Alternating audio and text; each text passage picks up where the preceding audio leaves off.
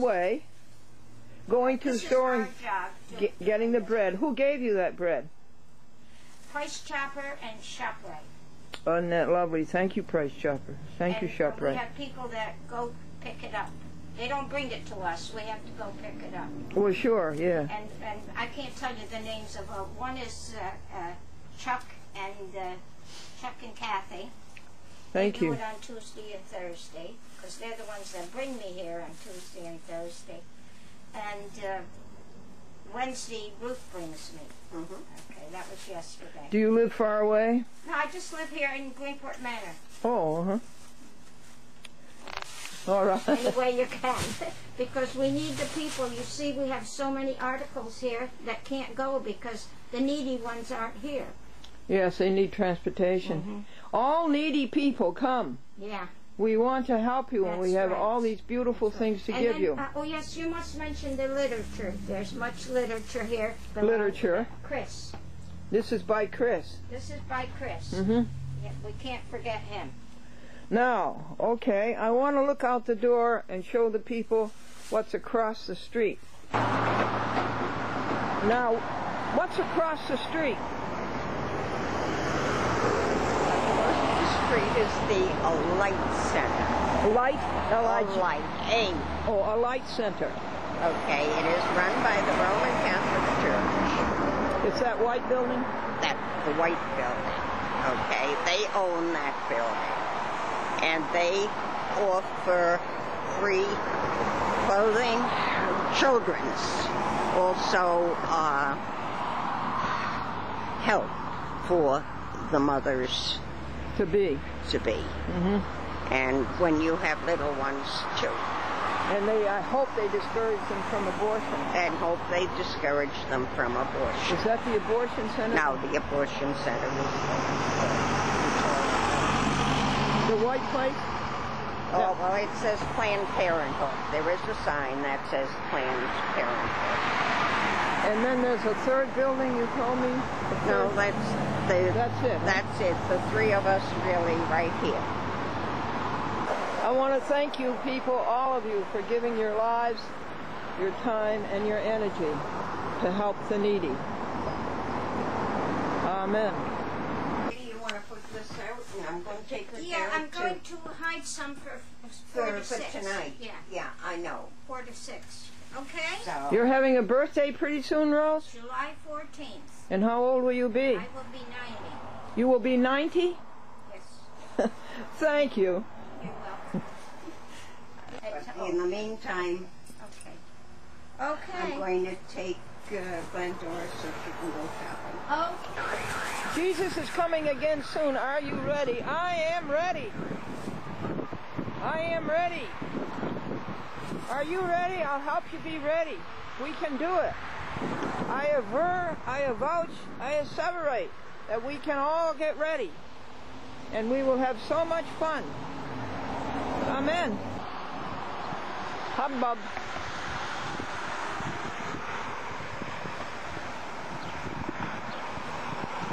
Route 9. The Manhattan-Albany Post Road. On July 3rd, the day before, July 4th, Independence Day. Boo!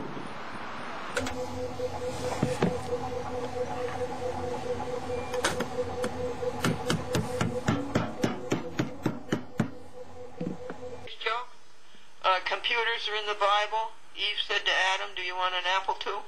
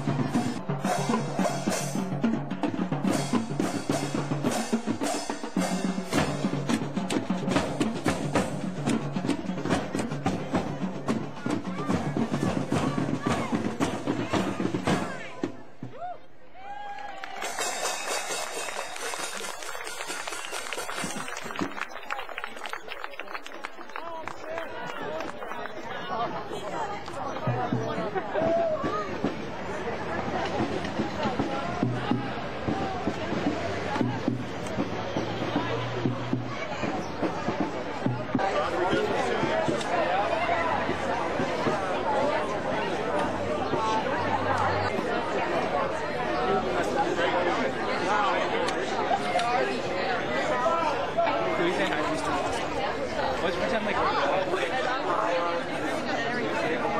Nancy wasn't around. She wouldn't have cared anyway. Peg said I had an opportunity to do something and I passed it up. Poor horse. Here. Want to let it go away? If you let go, it'll go away to somebody else. You want to let it go? No? No. They're probably in the parade. They'll march in.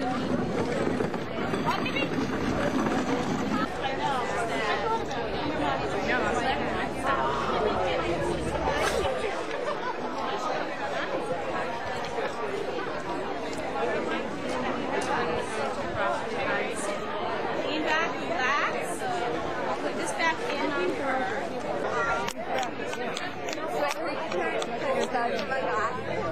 That's awesome. All right. I'm just like my grandma. Better get it better. I hate to say that. But it's like I start that all the time.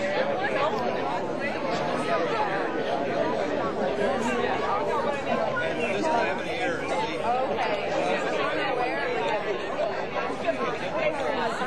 Guess what? I made her.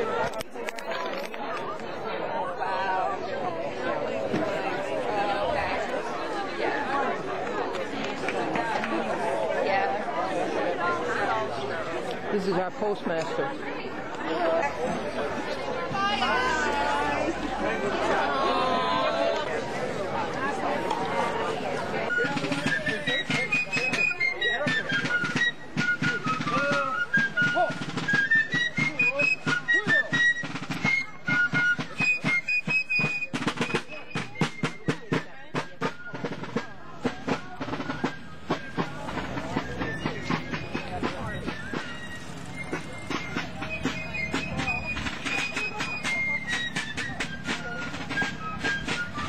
Come over to the side.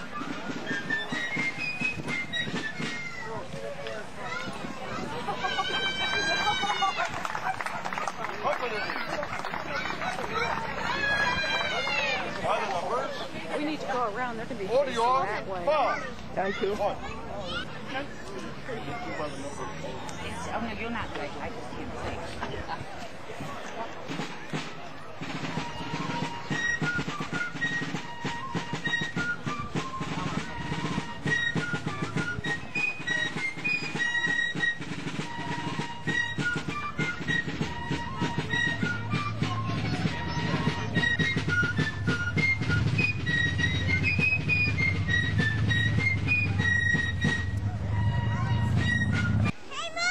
Ladies and gentlemen of Kinderhook, I bring news from Philadelphia. In Congress, July 4th, 1776, a declaration by the representatives of the United States of America in General Congress assembled. When in the course of human events, it becomes necessary for one people to dissolve the political bands which have connected them with another, and to assume among the powers of the earth the separate and equal station to which the laws of nature and of nature's God entitle them, a decent respect to the opinions of mankind requires that they should declare the causes which impel them to the separation. We hold these truths to be self-evident, that all men are created equal, that they are endowed by their Creator with certain unalienable rights, that among these are life, liberty, and the pursuit of happiness, that to secure these rights, governments are instituted among men, deriving their just powers from the consent of the governed, that whenever any form of government becomes destructive of these ends, it is the right of the people to alter or to abolish it, and to institute new governments, laying its foundation on such principles and organizing its powers in such form as to them shall seem most likely to affect their safety and happiness. Prudence indeed will dictate that governments long established should not be changed for light and transient causes, and accordingly, all experience hath shown that mankind are more disposed to suffer while evils are sufferable than to right themselves by abolishing the forms to which they are accustomed. But when a long train of abuses and usurpations, pursuing invariably the same object, evinces a design to reduce them under absolute despotism, it is their right, it is their duty to throw off such government and to provide new guards for their future security. Such has been the patient sufferance of these colonies. and such is now the necessity which constrains them to alter their former systems of government. The history of the present King of Great Britain is a history of repeated injuries and usurpations, all having in direct object the establishment of an absolute tyranny over these states. To prove this, let facts be submitted to a candid world. He has refused his assent to laws the most wholesome and necessary for the public good. He has forbidden his governors to pass laws of immediate and pressing importance, unless suspended in their operation till the assent should be attained, and when so suspended he has utterly neglected to attend to them. He has refused to pass other laws for the accommodation of large districts of people, unless those people would relinquish the rights of representation in the legislature, a right inestimable to them and formidable to tyrants only. He has called together legislative bodies at places unusual, uncomfortable, and distant from the depository of their public records, for the sole purpose of fatiguing them into compliance with his measures. He has dissolved representative houses repeatedly for opposing with manly firmness his invasions on the rights of the people. He has refused for a long time, after such dissolutions, to cause others to be elected, whereby the legislative powers incapable of annihilation have returned to the people at large for their exercise. The state remaining in the meantime exposed to all the dangers of invasion from without and convulsions within. He has endeavored to prevent the population of these states, for that purpose obstructing the laws of naturalization of foreigners, refusing to pass others to encourage their migrations hither, and raising the conditions of new appropriations of land.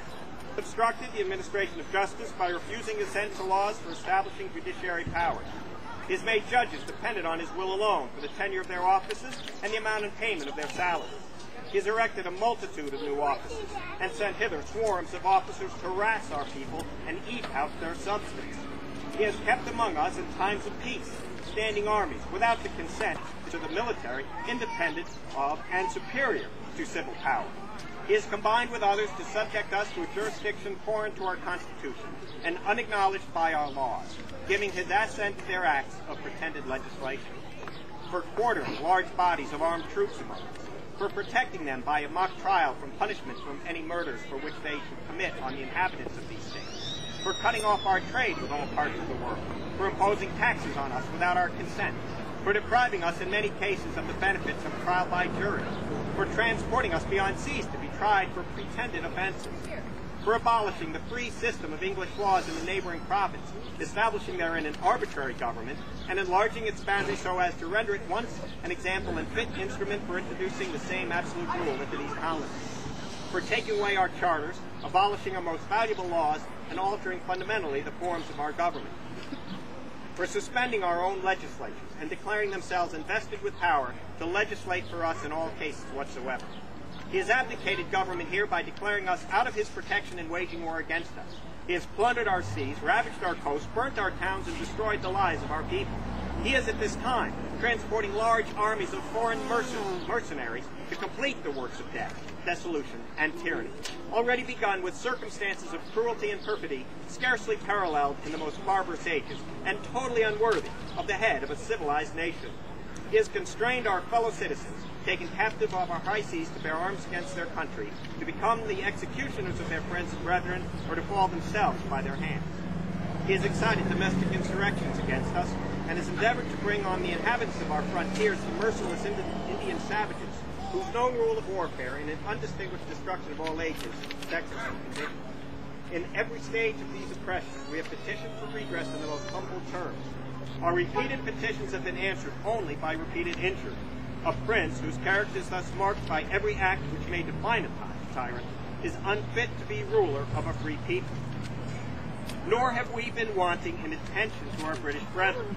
We have warned them from time to time of attempts by their legislature to extend an unwarrantable jurisdiction over us. We have reminded them of the circumstances of our emigration and settlement here.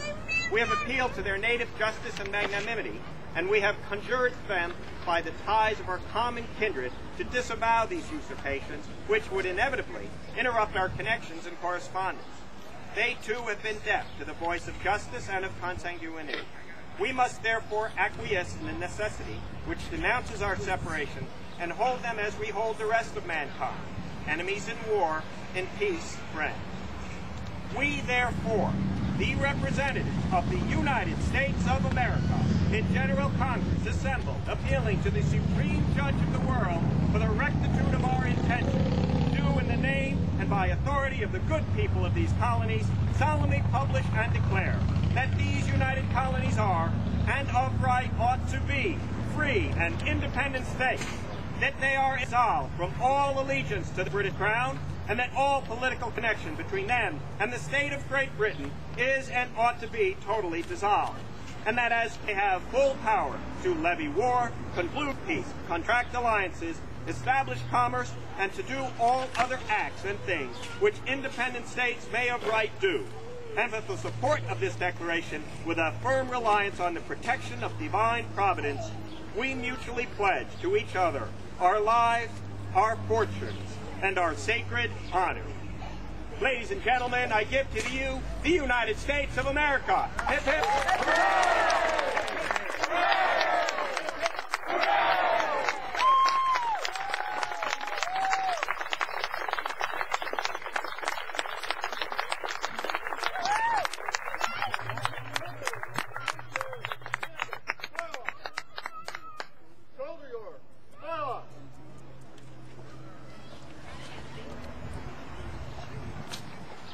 Company, remove your battery cover.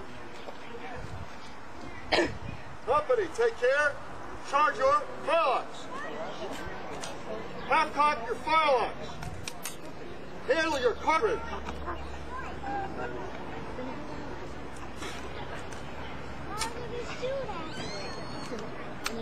Shut your pants. Cast about. Charge your cartridge. Draw your ramrod. Ram your cartridge.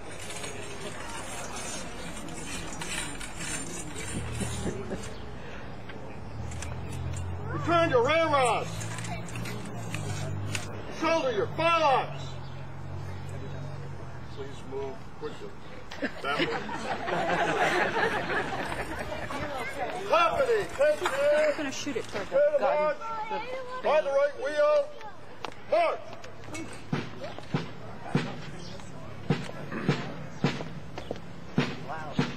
Halt. Press. Everybody ready? Company, take care. Company, make ready. Reset. Fire. Company, prime it, load.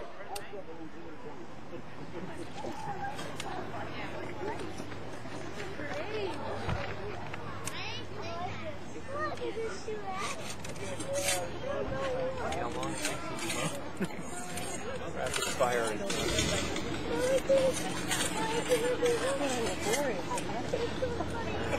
Shoulder when you're done. Combat.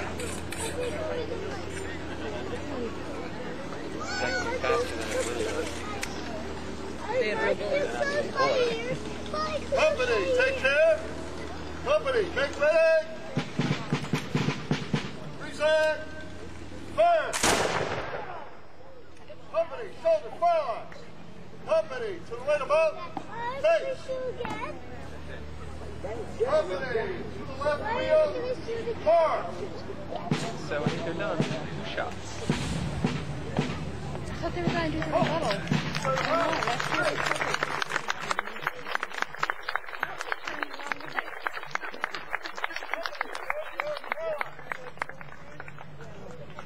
Ladies and gentlemen, we've been coming to this green since the mid-'80s so that people could hear the Declaration of Independence. Many people first heard it, as in Boston, from balconies, and the entire army on Long Island and in the New York area were read the Declaration by senior officers to make them know what they're fighting for. We are from the 7th Albany County Militia Regiment called the Kinderhook District. At the time of the Revolution, this area was part of Albany County, and we were in the American Revolution as the 7th Regiment called the Kinderhook District Regiment. The actual regiment fought 2 battles, the Second Battle of Saratoga and Clark's Field. Ladies and gentlemen, some of the soldiers of the 7th, the fights and runs of the 7th, some of the women and children of the 7th. We wish you all a very happy and safe 4th of July.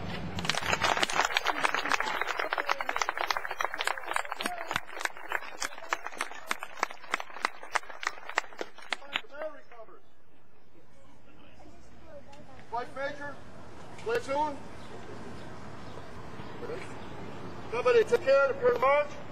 To the right wheel. And big step. March.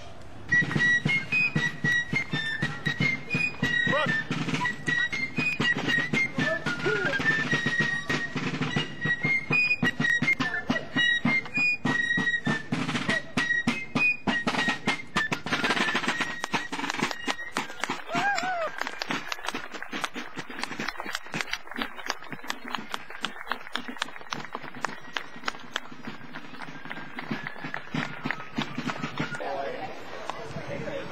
Folks, it sounds exactly like 2008. All the things that King George did, the gangsters in our government are doing today. Yeah, very, very positive.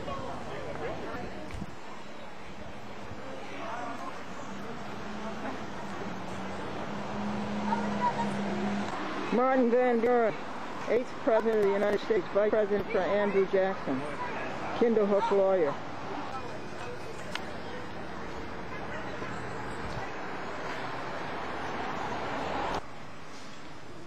Colonial America. Hi, you've been seeing Kat. We've been having fun. She's been filling me in. We've been having fun.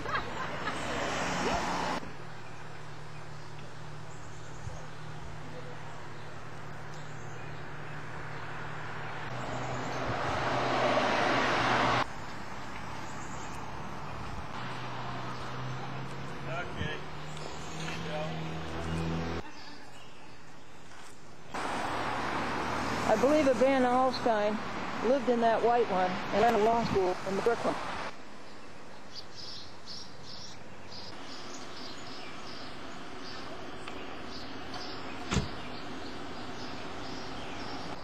Kinderhook, New York, July the 4th, 2008.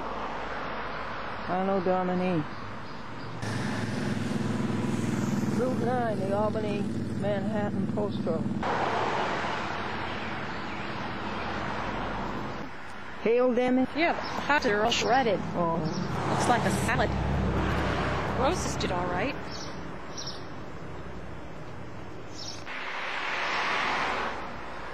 Berkshire Telephone, our local telephone company, gone the way of corporate greed. All the fun is gone.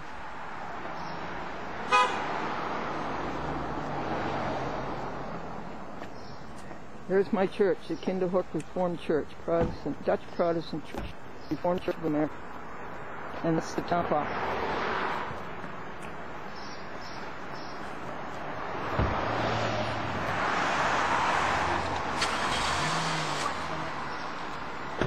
This is where General Burgoyne stayed after the Battle of... What battle was it? It was Lake George and Fort Ticonderoga, right? Martin Van Buren to the church. John Burgoyne, as prisoner of war, was entertained in this house on the night of October 22nd, 1777, while being taken from the Battle of Saratoga to Boston.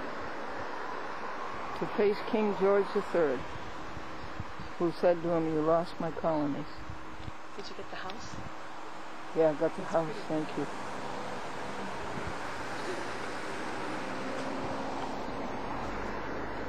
All those chimneys are fireplaces? Sure would have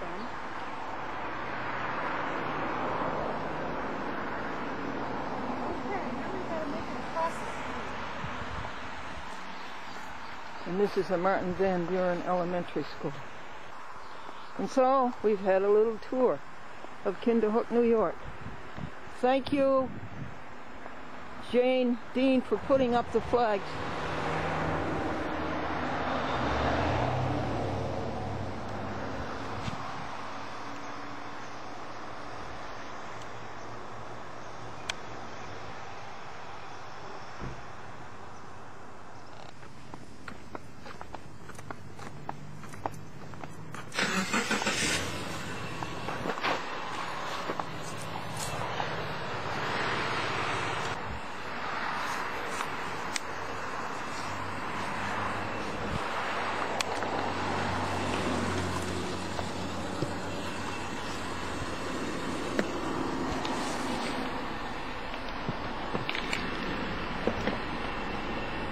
The church may be reformed, but the people aren't.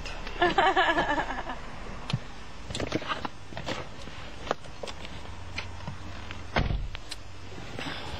we're right in this corner, aren't we?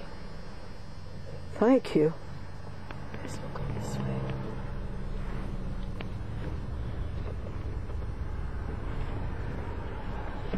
Car just like yours.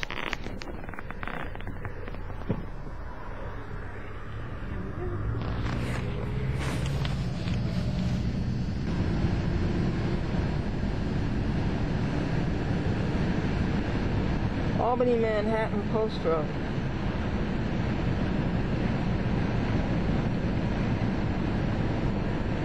$17.12. That sure?